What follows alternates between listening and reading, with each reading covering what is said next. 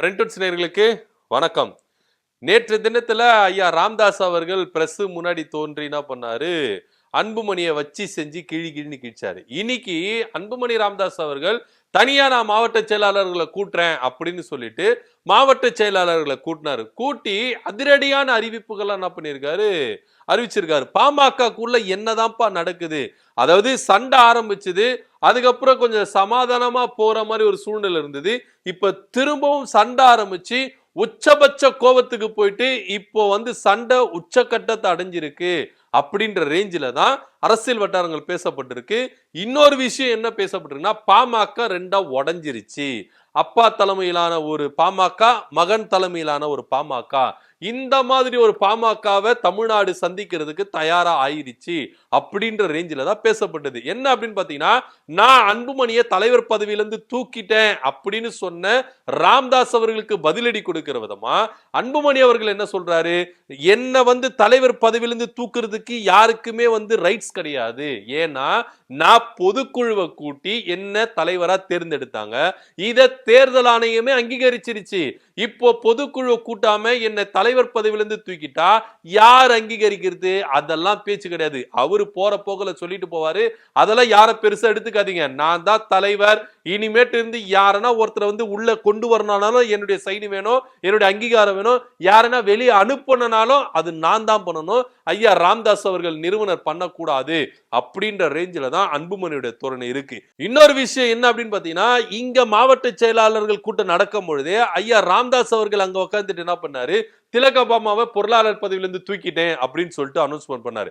அது மட்டுமா, விழுப்புரம் மத்திய மாவட்ட செயலாளர், மயிலம் சட்டமன்ற தொகுதி சிவகுமாரையும் நான் தூக்கிட்டேன், அவருக்கு அப்பதில புகழேந்தி அந்த பொறுப்புல வராரு அப்படின்னு சொல்லிட்டு அனௌன்ஸ்மெண்ட் கொடுத்துறாரு. இதன் மத்தியில பாமகவை சார்ந்த சேலம் மேற்கு தொகுதி எம்எல்ஏ அருள் அவரு என்ன சொன்னார்னா, இங்க பாருங்க, அப்பாவுக்கும் பையனுக்கும் இங்க சண்டை நடக்குது, இதுல ஏன்பா நான் கட்சிக்கு வந்தேன் அப்படின்ற ரேஞ்சில் என்னை யோசிக்க வச்சுட்டாங்க.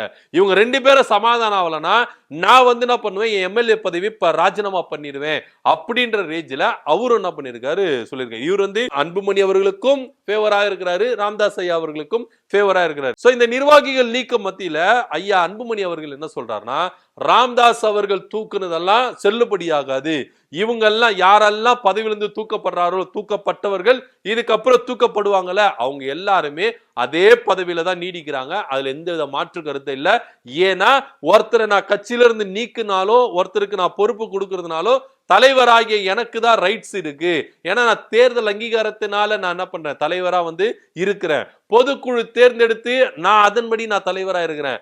ஐயா அவர்கள் சொல்லிட்டாருன்றதுக்காக நான் செயல் தலைவரா மாறல, என் பதவி நான் விட்டு கொடுக்க போறதில்ல அப்படின்ற ரேஞ்சில அவர் சொல்லியிருக்காரு. என்னன்னா, எங்க அப்பா எனக்கு எதிராக பல குற்றச்சாட்டுகளை முன் வச்சிருக்காரு, மகனாகிய நான் அதுக்கு ஒரு கால்வாசி கூட பண்ணலனா எப்படி அப்படின்ற ரேஞ்சில தான் ஐயா அன்புமணி அவர்கள் என்ன பண்ணிருக்காரு, இப்போ ஐயா ராமதாஸ் அவர்களுக்கே எதிராக நின்று என்ன பண்ணிருக்காரு, கோஷம் போட்டிருக்காரு. இன்னொரு விஷயம் நம்ம எடுத்துக்கணும், ஐயா ராமதாஸ் அவர்கள் மாவட்ட செயலாளர்கள் கூட்டும் பொழுது 8 பேர் தான் வந்தாங்க. ஆனா இங்க ஒட்டுமொத்த மாவட்ட செயலாளர்கள் என்ன பண்ணிருக்காங்க, பங்கு பெற்றிருக்காங்க. ஒரு வகையில பாத்தீங்கன்னா இந்த பாமகவோட அதிகாரம் ஃபுல்லா அன்புமணி அவர்களுக்கு போகுதா அப்படின்ற ரேஞ்சில தான் பார்க்கணும்.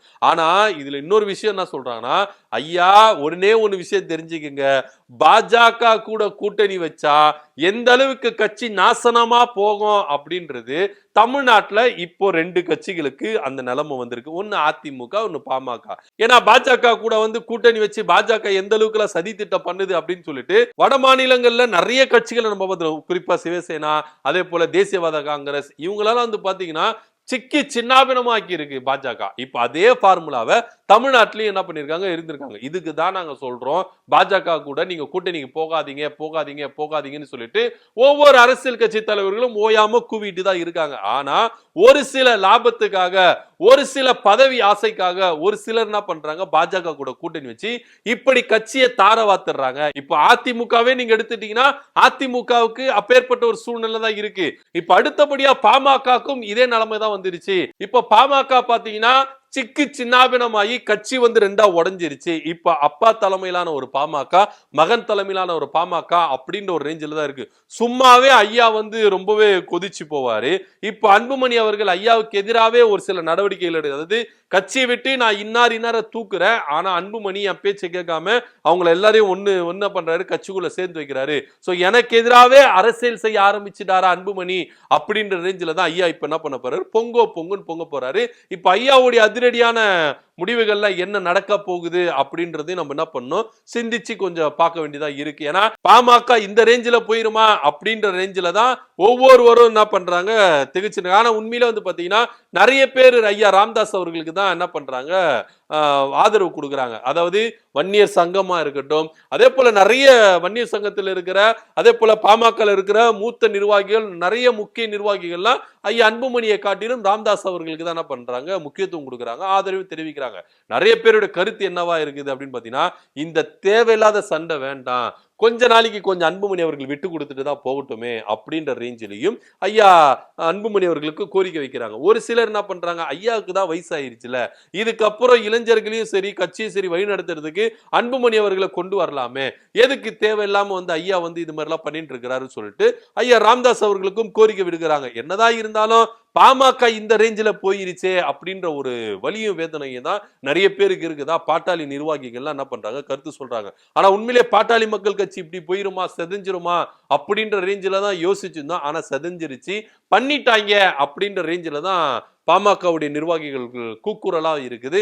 ஐயா ராமதாஸ் அவர்களும் விட்டு கொடுத்துட்டு போனோம், அன்புமணி அவர்களும் விட்டு கொடுத்துட்டு போயிட்டு ஒருங்கிணைந்த பாமகவா இருக்கணும் அப்படின்னு தான் எல்லாருடைய ஆசையாவும் இருக்கு. பாமகவுடைய நிர்வாகிகள் கோரிக்கையும் தான் இருக்கு. அதன்படிதான் நம்ம பாமக எம்எல்ஏ அருள் அவர் என்ன சொன்னாரு, ஐயாவும் அன்புமணி அவர்களும் சமாதான பேச்சுவார்த்தைக்கு வரணும், இல்ல கட்டி நான் எம்எல்ஏ பதவியை ராஜினாமா பண்ணிறேன். இவங்க ரெண்டு பேரும் சண்டை போறதுக்கு பார்த்தா எதுக்குடாப்பா அரசியலுக்கு வந்தோம் அப்படின்ற ரேஞ்சில என்ன யோசிக்க வச்சுட்டாங்க. நான் இப்படியே பார்ப்பேன், இல்ல கட்டி நான் என்ன பண்ணுவேன், கட்சியை விட்டு நானே வந்து என்ன பண்றேன் வெளியே போயிருவேன், எம்எல்ஏ பதவியை ராஜினாமா பண்ணிடுவேன் அப்படின்ற ரேஞ்சில தான் அருள் வந்து என்ன பண்ணிருக்காரு சொல்லியிருக்காரு. பொறுத்திருந்து பார்க்கலாம் என்ன நடக்குதுன்னு. ஐயா ராமதாஸ் அவர்களுக்கு எதிராகவே அரசியல் செய்ய போகிறேன், கட்சி ரெண்டா உடஞ்சாலும் எனக்கு அதை பத்தி கவலை கிடையாது, நான் வந்து என்னுடைய கோட்பாடுல நான் உறுதியா இருக்கேன், ஐயா ராமதாஸ் அவர்கள் இப்படி பேசிட்டாரா அவருக்கு எதிராக நான் அரசியல் செய்வேன்னு சொல்லிட்டு மாவட்ட செயலாளர்களை கூட்டி ஐயா அன்புமணி அவர்கள் என்ன பண்றாரு அதிரடியா இறங்கி இருக்கிறாரு. ஐயா ராமதாஸ் அவர்கள் நீக்கின நிர்வாகிகளை எல்லாம் திரும்பவும் அதே பதவியில் அவங்க நீடிக்கிறாங்க அப்படின்னு சொல்லிட்டு அன்புமணி அவர்கள் ராமதாஸ் அவர்களுக்கே சவால் விட்டு இருக்கிறாரு. இதை பத்தி நீங்க என்ன நினைக்கிறீங்க அப்படின்றத கீழே கமெண்ட் பண்ணுங்க. நன்றி, வணக்கம்.